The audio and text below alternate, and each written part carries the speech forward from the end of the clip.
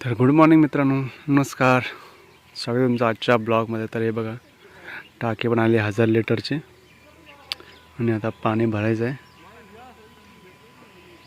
तिथून बाजूच्या घरातून पाणी घेतात. तिथं बीम वगैरे सर्व उभा केलं आहे, फक्त आता ते भरायला.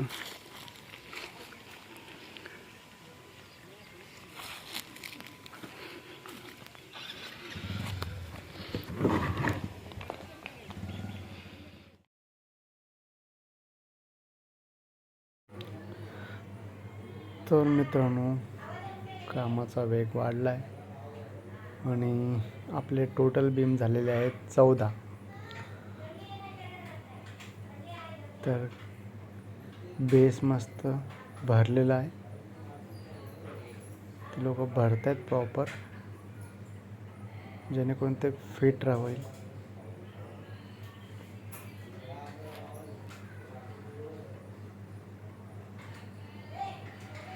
बघू शकता तुम्ही कशा रीते ते लोक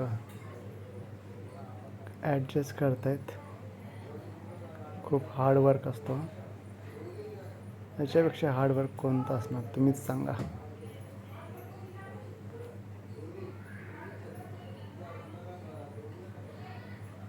हे बेस पहिलं भरून घेत आहेत ते लोक. नंतर मग काय करणार, जे ती जाळी लावले उभा त्याच्या अवतीभोवती लाकडं लावून, फळ्या लावून ते आतमध्ये मग भरणार ते लोक.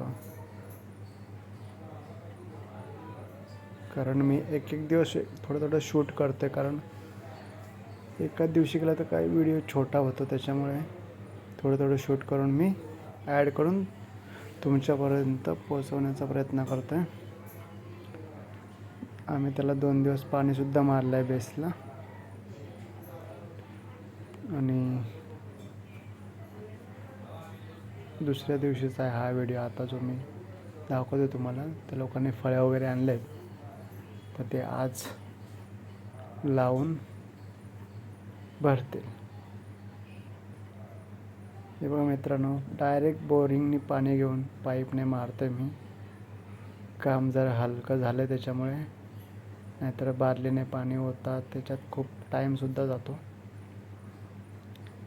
आणि पाईपने पाणी मारण्यामध्ये मजा पण येते आणि जरा पाणी जास्त पण जातो त्याच्या सिमेंटमध्ये.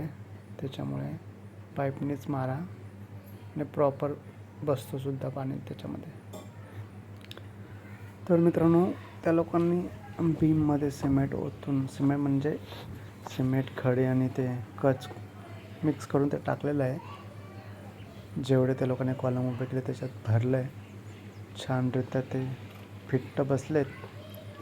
कारण आपल्याला हाफ RCC असल्यामुळे ते गट लेवलपर्यंतच भरतात. त्याच्यानंतर मग रिंग येते, मग गट उभा होतो. नेक्स्ट व्हिडिओमध्ये तुम्हाला नक्की मी दाखवेल. बाय.